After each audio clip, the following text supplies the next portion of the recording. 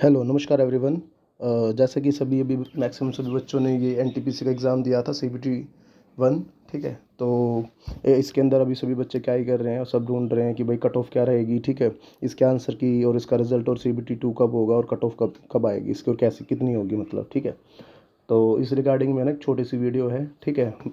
ये वीडियो आप ये मान के चलो कि मैंने बहुत सारी वीडियोस भी देखी, एनालाइज़ किया, और मैंने पिछली बार भी एग्ज़ाम दिया था तो मैं शॉर्ट लिस्ट हुआ था सेकंड एग्ज़ाम के लिए।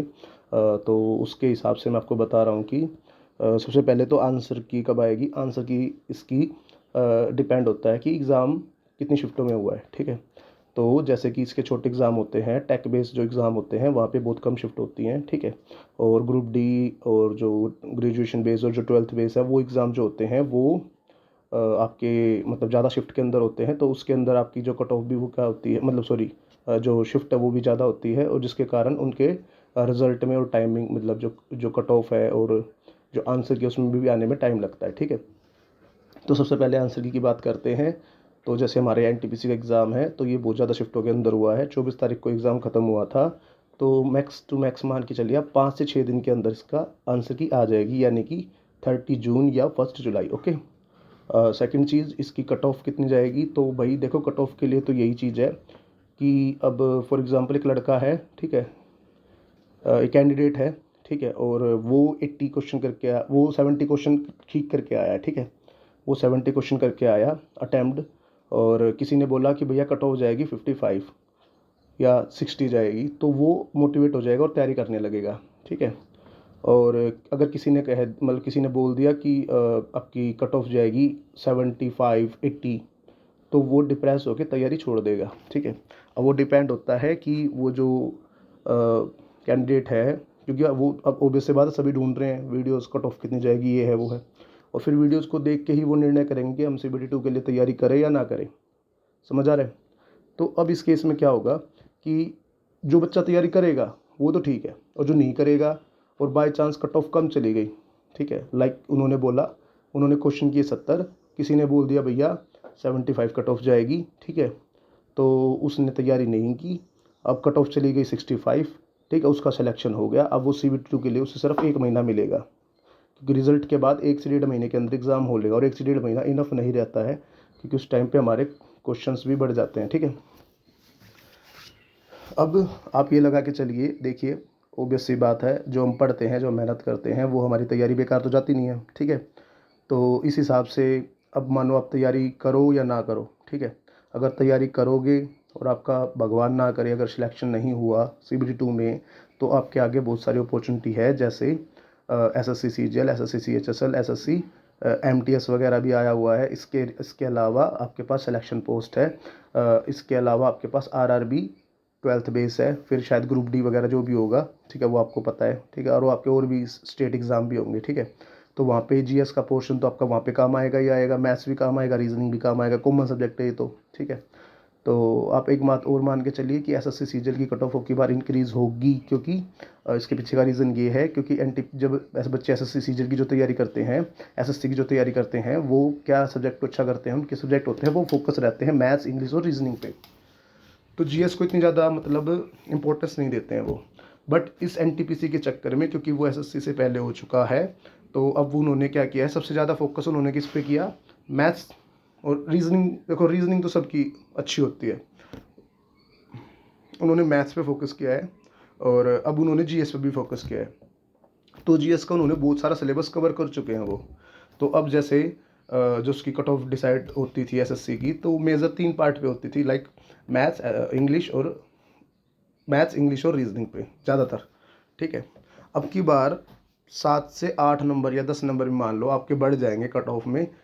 इसके पीछे का रीज़न ये है कि तो बच्चों ने अब की बार जीएस पे बहुत ज़्यादा फोकस कर रखा है, तो उनकी जीएस जो उन्होंने भी पढ़ी है वो उनके एसएससी सीजीएल एग्जाम में भी काम आएगी, ठीक है। तो आप ये मान के चलिए कि अब की बार एसएससी में भी कंपटीशन अच्छा होने वाला है, ठीक है, क्योंकि उससे पहले एक ऐसा एग्ज़ाम हो चुका है जिसमें जीएस की इंपॉर्टेंस ज़्यादा थी, ठीक है। अब हमारा देखो आंसर की का डाउट हो गया है, ठीक है। अब बात करते हैं रिज़ल्ट की। तो इसका रिज़ल्ट आपका 2 मंथ मतलब मान के चलो अगस्त लास्ट, ठीक है, या सितंबर के फर्स्ट या सेकंड वीक के अंदर में भी पब्लिश हो जाएगा, ठीक है। क्योंकि इसका ट्रेंड यही चलता रहता है 50-60 ऐसे एग्ज़ाम ऐसे डेज़ का इसका शेड्यूल चलता रहता है। पहले भी ऐसा ही हुआ था, अब भी मोस्ट प्रोबेबली ऐसा ही होने वाला है, ठीक है। हाँ, सिटिंग कम थी बच्चों की, ठीक है। जितने ज़्यादा बच्चों ने एग्ज़ाम फॉर्म फिल किया था उनमें से बहुत कम ही बच्चों का मतलब वहाँ पे वो प्रेजेंट हुए। तो इन सब का जो है पूरा का पूरा इफ़ेक्ट आपको देखने को मिलेगा आपको आपकी कट ऑफ के अंदर, ठीक है।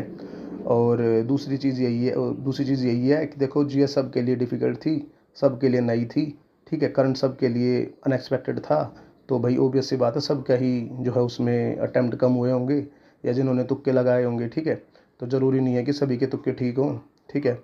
और इसके बाद बात करते हैं कि आपका CBT 2 कब होगा। तो CBT 2 आपका अराउंड मान के चलिए कि जैसे रिज़ल्ट आउट होगा उसके 1 से 1.5 महीने के अंदर वो CBT 2 करा लेंगे, ठीक है। और आपके CBT 2 के जो है सेंटर कहाँ होंगे, वो अदर स्टेट के अंदर ही आपके सेंटर होंगे, ना कि आपके पिछले साल तो पिछली बार भी ऐसा ही हुआ था और हर बार ऐसा ही हो रहा है कि आपके जो CBT 2 होता है उसके सेंटर बाहर कराए जाते हैं अरेंज, ठीक है।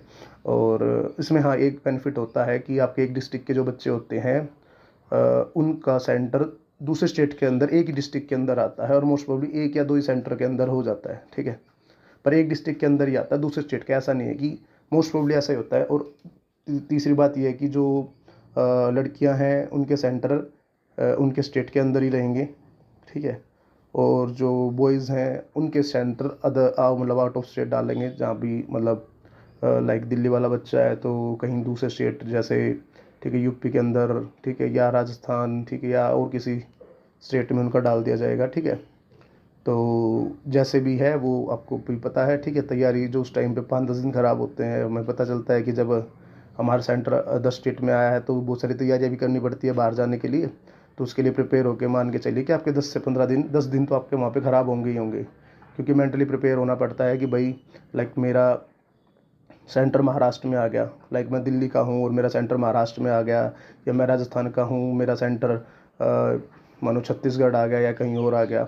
तो मुझे प्रिपरेशन करनी पड़ेगी कि भैया कौन कौन मैं किसके साथ जाऊँगा, ठीक है। वहाँ पे कैसे अरेंजमेंट करने पड़ेंगे, जब सेंटर आएगा तब की बात कर रहा हूँ। तो सेंटर आने पे वो वीक ख़राब होता ही होता है, ठीक है। तो क्योंकि आपको होटल अरेंज करने पड़ते हैं, रूम अरेंज करने पड़ते हैं, इतनी दूर जाना है तो किसके साथ जाना है, ठीक है। और बहुत सारी चीज़ें देखनी पड़ती है। फिर ट्रैवल में आप जाते हो तो थक भी जाते हो, एक दिन पहले भी पहुंचना पड़ता है ना। तो बहुत सारी चीज़ें हैं, टिकट अरेंज करनी पड़ती है, टिकट नहीं मिल रही होती है काफ़ी टाइम पे।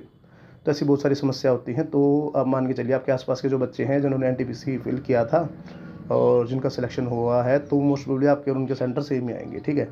तो उनके साथ जो है आप अपना मतलब थोड़ा सा कन्वर्सेशन थोड़ा सा पहले से ही रखिए, ताकि मतलब उनसे पूछते रहना कि भैया आपका सेंटर कहाँ है, और मोस्ट प्रोबेबली आप सभी एक दूसरे के साथ मिलकर निकल जाओगे आगे, ठीक है। और एक आखिरी बात, ठीक है, हमारा एक छोटा सा ग्रुप है, मैथ्स डाउट ग्रुप है, ठीक है, और टेलीग्राम पे है वो। और आप उसमें ना कोई भी टीचर नहीं है, ठीक है। वहाँ पे हम सभी जो भी कैंडिडेट हैं वो एक दूसरे की हेल्प करते हैं, जिनको डाउट होता है वो डाउट भेज देते हैं रीजनिंग और मैथ्स वगैरह के, और जिनके पास टाइम होता है जिन्हें वो डाउट आते हैं वो सोल्व करके भेज देते हैं, ठीक है। ये हो सकता है कि आपने डाउट भेजा तो उस टाइम पे सोल्यूशन ना मिले, बट बाद में ज़रूर मिल जाए, ठीक है। अभी वो शुरुआत है, कैंडिडेट कम है उसके अंदर, ठीक है। बट वो एक ऐसा ग्रुप बनाया है जिसमें लोग एक दूसरे की हेल्प करें, ठीक है। हाँ, उसमें मतलब बातें बातें ज़्यादा अलाउड नहीं है, ठीक है। मतलब डिस्कशन हल्का फुल्का जो आप कर सकते हो, काम का डिस्कशन पढ़ाई से रिलेटेड हो तो आप कर सकते हो। बाकी आप उसमें जो बिना बात की बकवास बातें हैं वो नहीं कर सकते, ठीक है। तो प्लीज़ सीरियस कैंडिडेट ही वहाँ पे जो है ज्वाइन होना। मैं यूट्यूब वीडियो के नीचे उसका लिंक डाल दूंगा, आप वहाँ पे टेलीग्राम पे जाके सर्च करके या उस लिंक पे क्लिक करके और आप ढूंढ सकते हो उसको, ठीक है। तो जय Hind, best of luck for your result.